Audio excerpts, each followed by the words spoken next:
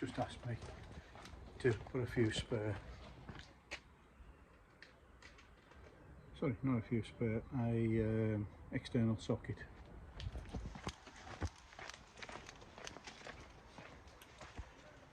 So I don't know if I say, I'm going to take it from down the garage down this end. I'm going to clip high level.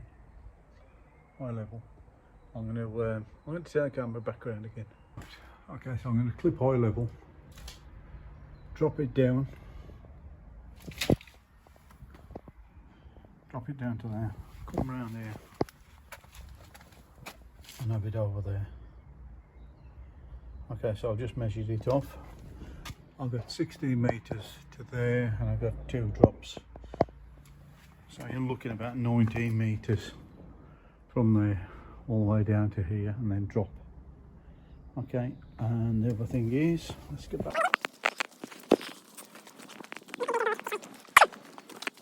Yes. I see the gap on here. Something needs to be done about it.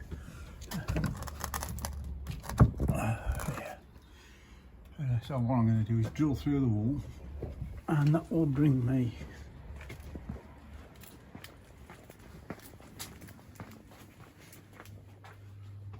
roughly about there. Measure it off. I'll go straight into that one.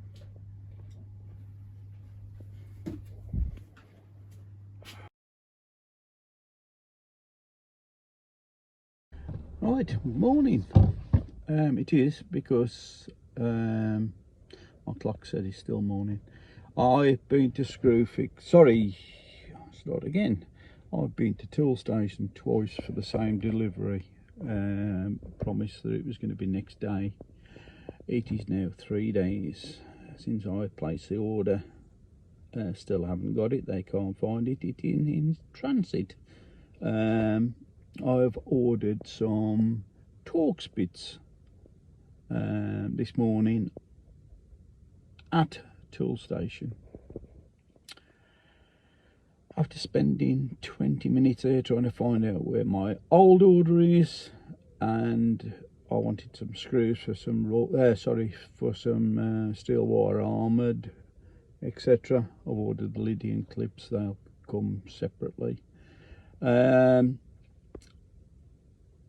need a Torx bit for it because I haven't got my Torx bit here. I need to find out that they can't find the pack that I ordered in their boxes of many items. So I've had to come away with some Draper crap.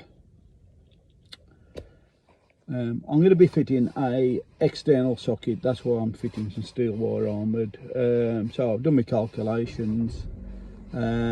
It's 17 metres. It's just a 13 amp socket. I can do it in 1.5 3/4 steel wire armoured. Going to terminate it in a whisker box, a 3x3 whisker box with some of those Suther earthing nuts, etc. Should be able to get a good bit of footage today.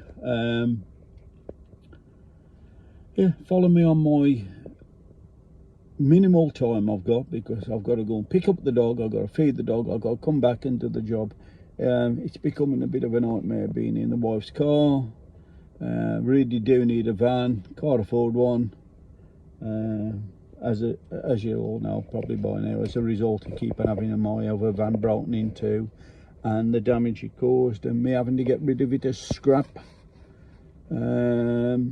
because it was on my drive and it was going to cost too much during COVID to get it fixed. Anyway, that's my hard luck. Anyway, carry on, watch me. If you can subscribe. I do need subscribers. You can also find me on, I do this because I've got a turkey neck. It's really getting to me when I'm looking in the camera. Pulling it is not very good. Anyway, follow me on Facebook, follow me on Instagram, if you like me on this one, like me. If you can subscribe, please subscribe. I need the subscribers.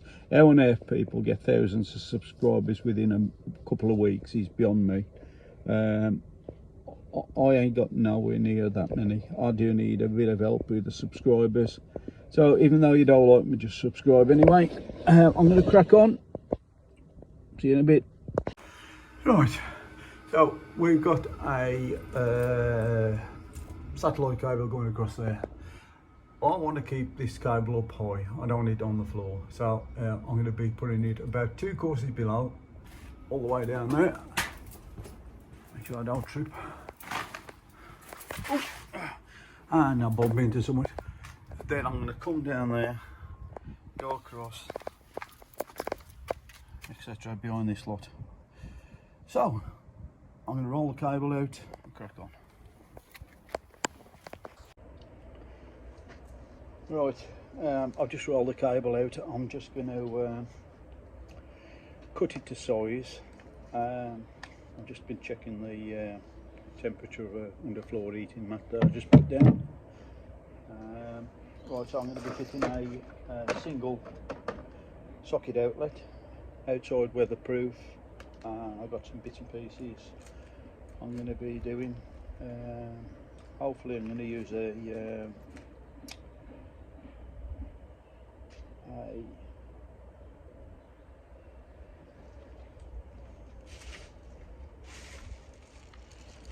couldn't think of the name now. Things on my mind. Bit of a delivery crisis at tool station this morning. Right, storm gland.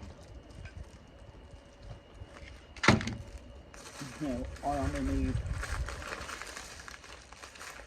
one of these things. This end.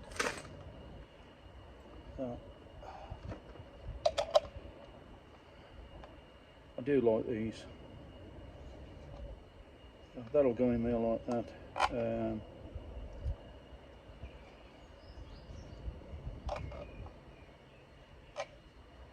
What I tend to do is use the I don't know if I can show you. See if I got one. Yeah, I've got some. So the camera's going to wobble about because I'm actually on the box. So yeah, see my gut. Just bear with me a second here. So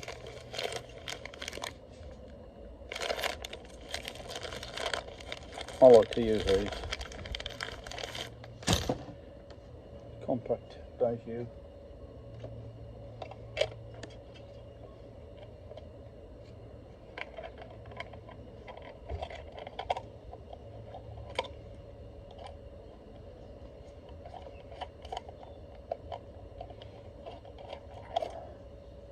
Make sure that I'm fully retracted.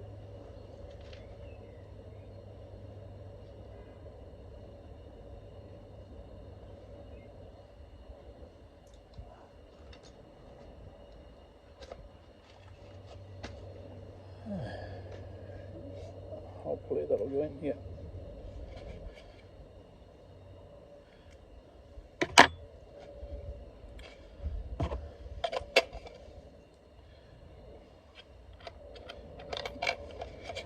Now I've been to the wholesalers today, Denman's, and the guy there, normal guy, says nobody ever asks for things like this there. Hence I had to get them online, etc. Nobody ever asks for them. And I said, why don't they ask for them?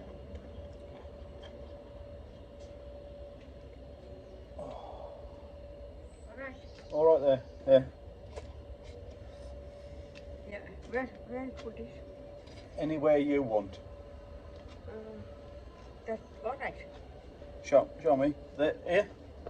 I Oh, yeah. want Let's tighten that up. Now I've got to loosen it up a bit because I need to get the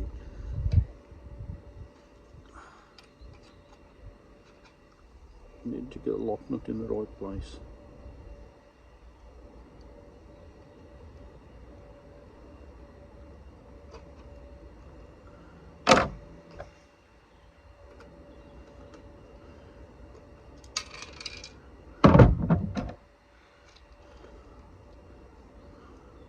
Anyway, like I was saying, obviously I use Denmans predominantly, and he said nobody else ever asks for things like this. I'm talking to everybody, I'm not watching what I'm doing here.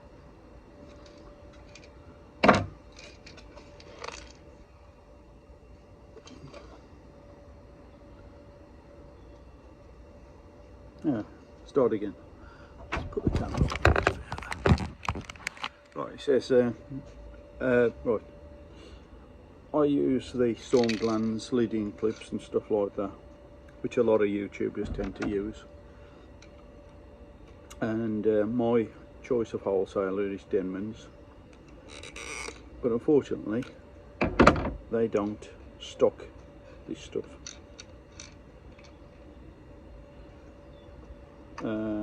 And I've asked the question why. He says because nobody asks for it, because it's extra money.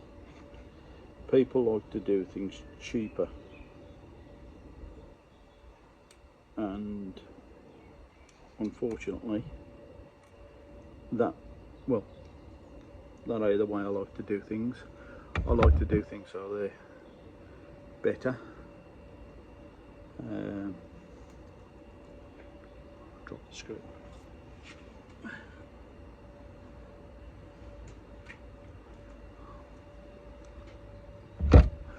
I want to make a neat job at the end of the day.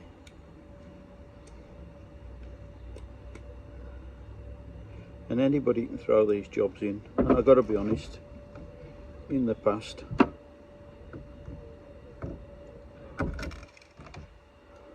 I threw jobs in. I've never really scrimped on cost, but lately I don't absorb the cost. The customer pays it eventually anyway because of the extras, but at least there's no comeback. So, storm gland.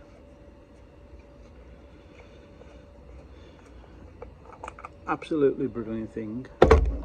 Really nice and tidy when it goes up. Does the job every time. Looks neater than a external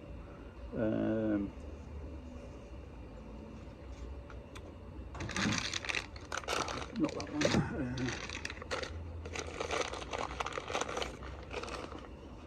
Okay, yeah, that's an external. So what would you rather see? That with a boot on it, which is add on it, with all the associated hassle that takes, or have it so it looks nice for the customer and still operates within the regs? I think it's better.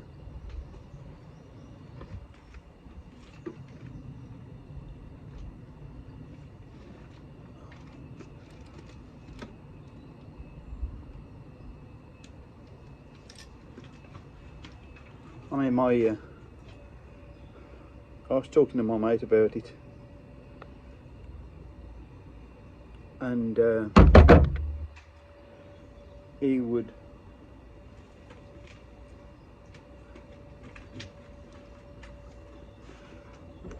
rather do the job cheaper and get the work. I know it's all about, we've all got to make money. We've all got to do the job properly. And I know there's degrees in which you can do it properly. There's also degrees in which you've got to be different from everybody else. you've got to. I think if you take the time and do the job properly, like I ain't rushing today. I ain't gonna rush any job. I'm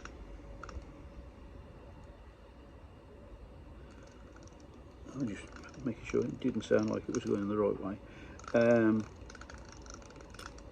You can rush any job. I don't want to rush a job. I just want to make sure it goes in nice. I can spend the time doing it.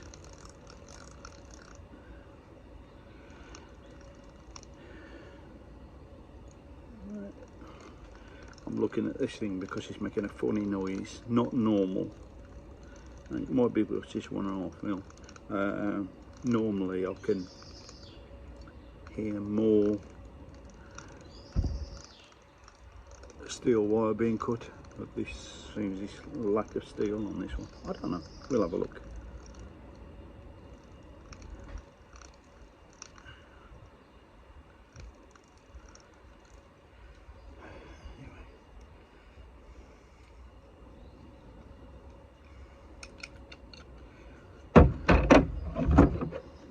Nice. Right.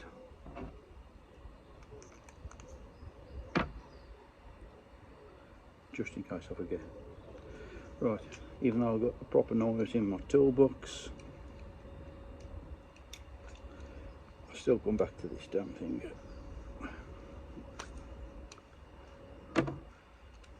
Trusty, old-fashioned Leatherman wave. Still does the job.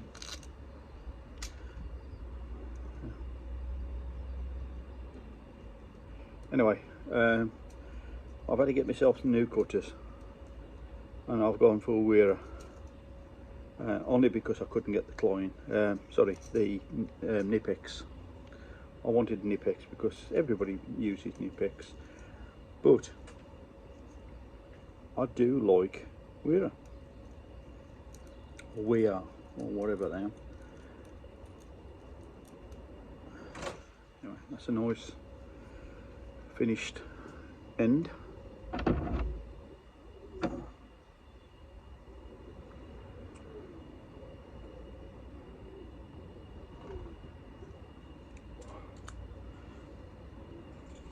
Make sure that bit goes on as well, because we don't want to lose that.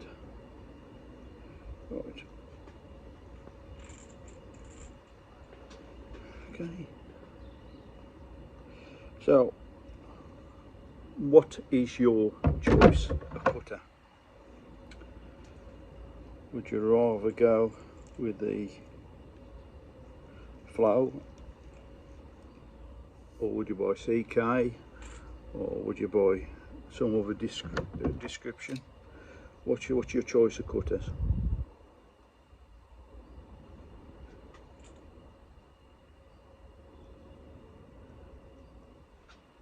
I always do. This is quite blunt, this knife is. As you can see, I deliberately do it blunt. I don't want to cut through anything that is going to cause a problem. I want it to break the really delicately, so I don't actually cut into the sheath. Into the conductor. It means cutting it off and doing it again. But what I do is put pressure on the sheath and just keep on picking away at it. And I know there's probably other ways of doing it, but this is my way. I struggle at doing it. And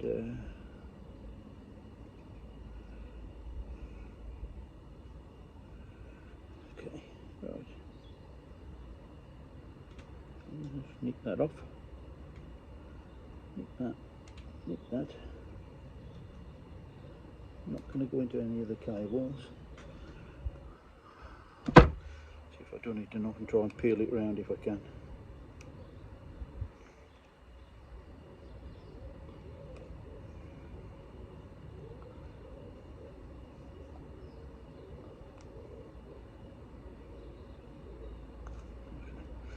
So that's off.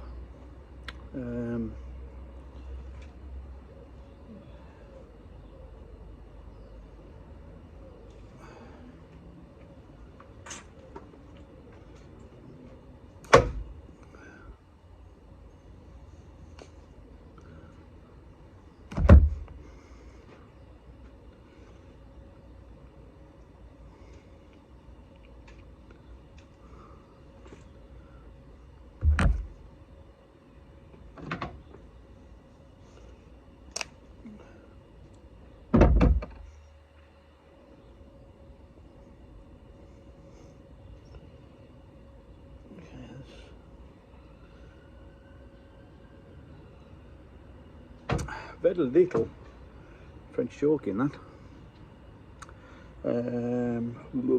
Right, where'd I put my, oh, right, I can see it. Right, now let's have a,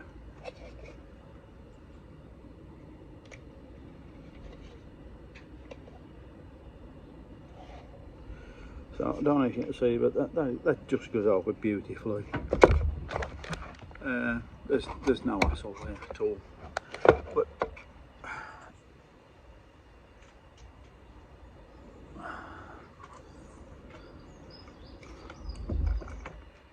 I do make life difficult for myself.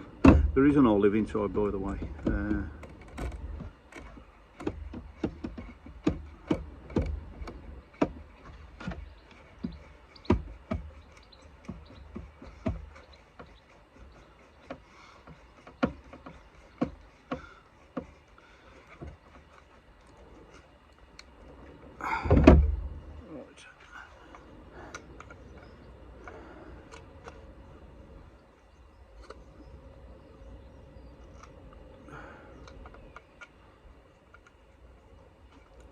Like I said, there is an olive inside, which you can, which obviously tightens it up. Just bear with me.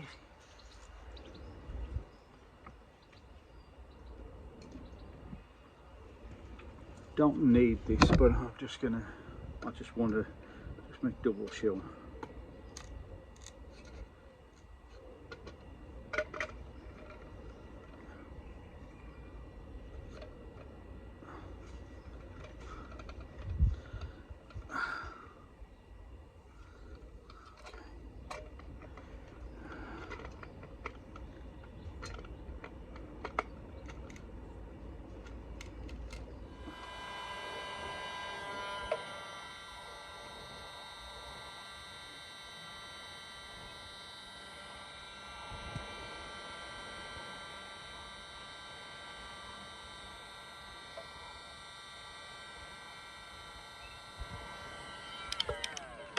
Right, unfortunately,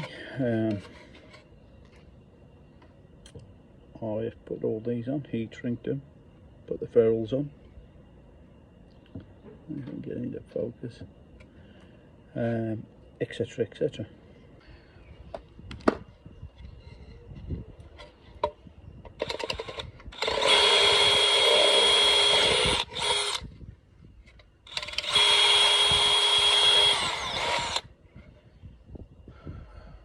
Right, and right, so I'll put it on the wall. It's just got one screw in. I can't put the washers in, the washer's a bit too big.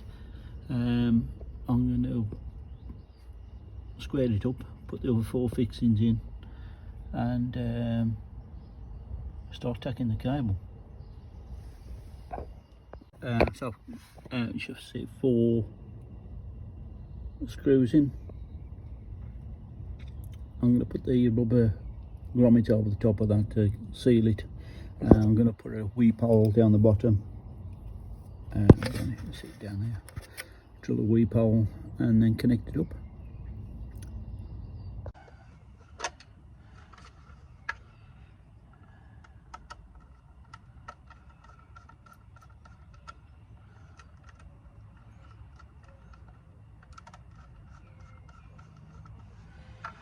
Right, line.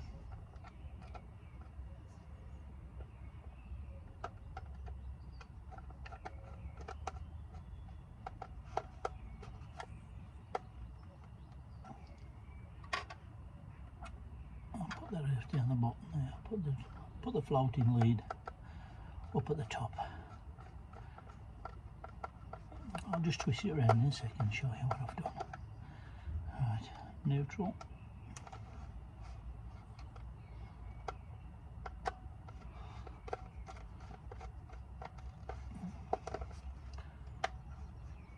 And the floating lead is at the top.